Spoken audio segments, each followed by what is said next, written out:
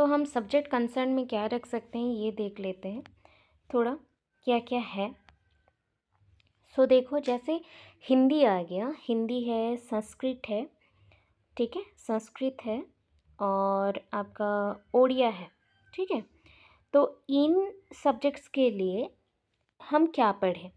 अगर आप PRT level के लिए हो, पीआरटी लेके आगे बोल रही हूँ मैं, पीआरटी के लिए बोल रही हूँ, तो संज्ञा, विशेषण, वचन, संयुक्त अक्षरों की पहचान, मतलब युक्त अक्षर जो होते हैं उसका पहचान, पर्यायवाची शब्द, विलोम शब्द, सर्वनाम, लिंग, फिर आता है आपका संज्ञा, वचन, वचन का प्रयोग, क्रिया काल और कारक शब्दों के संदर्भ में लिंग प्रयोग। तो ये हिंदी, संस्कृत, उड़िया तीनों में यूज़ होगा।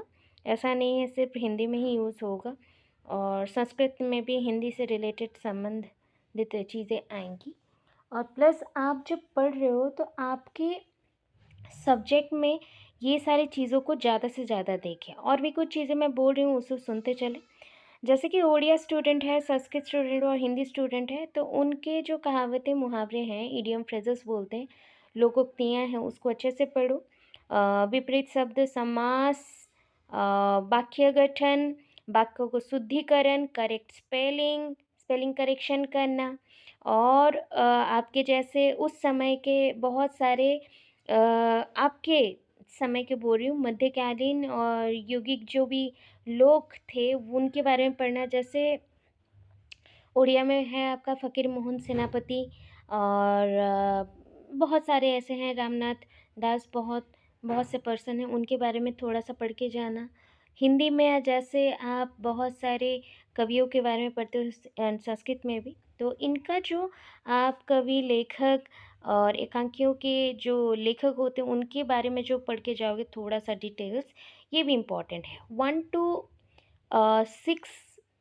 6 to 8 तक का जो भी हिंदी सब्जेक्ट्स का इंफॉर्मेशंस है, एक बार बुक निकाल के पढ़ लीजिए। एनसीईआरटी में तो उड़िया बुक अवेलेबल होगा कि नहीं पता नहीं, बट आपके पास तो कोई उड़िया बुक होगा उससे, और हिंदी बुक होगा या संस्कृत बुक होगा, उसको पढ़ लीजिए वन टाइम। क्योंकि वाक्यों को शुद्धिकरण हेतु जो भी नियम है, विशेष विशेषण, ये सब के ऊपर ही क्वेश्चंस रह गए आपके पूरे 50 मार्क्स। उसे छोड़ के आपका रीजनिंग, जो वर्बल नॉन वर्बल, उसके साथ थोड़ा सा इंग्लिश एंड एक बार जीके भी देख लेंगे। सो इतना पोर्शन करने से आपका हो जाएगा। अब आते हैं पीआरटी इंग्लिश में। पीआरटी इंग्लिश में तो noun, pronoun, adjective, adverb, is, am, are, has, have, tense form, simple present, past और present continuous, simple past, past continuous, expressing future, will and be, going to. Articles हैं this, that, these, those, उसका use, question words, an और but, punctuation marks का use, full stop, comma, question mark, inverted commas, impressive objective preposition. इतने portion को अच्छे से पढ़ के जाएं इंग्लिश, पीआरटी इंग्लिश वाले। सो इसका अगर अपर लेवल में जाओगे तब टीजीटी का प्रिपरेशन हो जाएगा। जिनको टीजीटी का प्रिपरेशन चाहिए, ये कंपलसरी है। कंपलसरी पढ़ने के बाद और भी थोड़ा आगे के लेवल के questions active and passive voice के साथ डिटेल देखना है।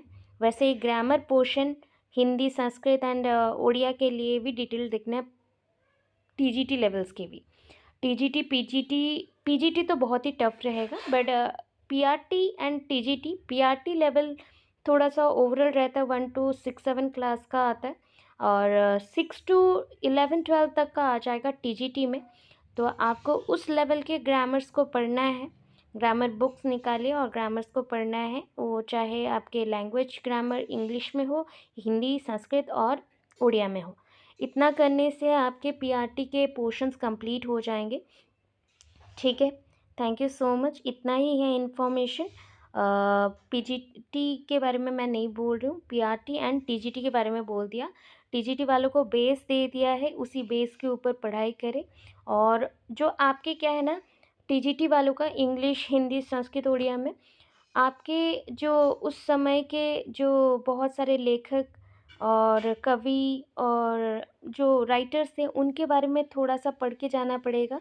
और आप लोगों के लिए एक्स्ट्रा इतना ही है कि 6 to 10 क्लास का जो इंग्लिश बुक्स के स्टोरीज़ हैं या पोएम है उसको एक एक बार देख के जाइए, प्रॉपर रहेगा आपके लिए।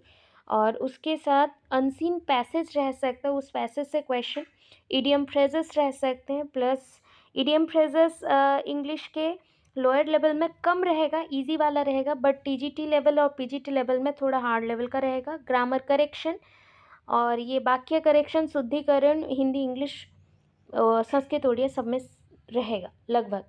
So all the best. और उसके साथ पीआरटी वालों को और थोड़ा बोल दूं, ग्रामर के साथ साथ ये तो देख रहे हो, बट थोड़ा पेडागोजी पोर्शन जो एनटीटी के वीडियो में दे दिए है उसको थोड़ा सा देख के जाइए, बाई चांस आने के चांसेस हैं आपके।